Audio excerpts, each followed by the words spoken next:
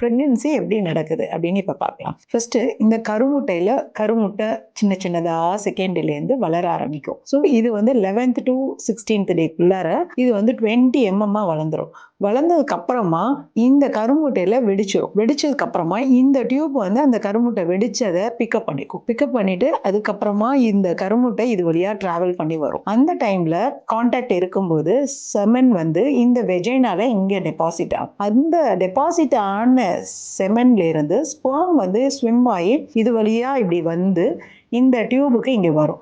இந்த டியூபுக்கு இந்த ஊசைட்டும் இங்க வர சமயத்துல இது ரெண்டுமே சேர்ந்து ஃபெர்டிலைஸ் ஆகி அங்கவே குழந்தையா மாறும்.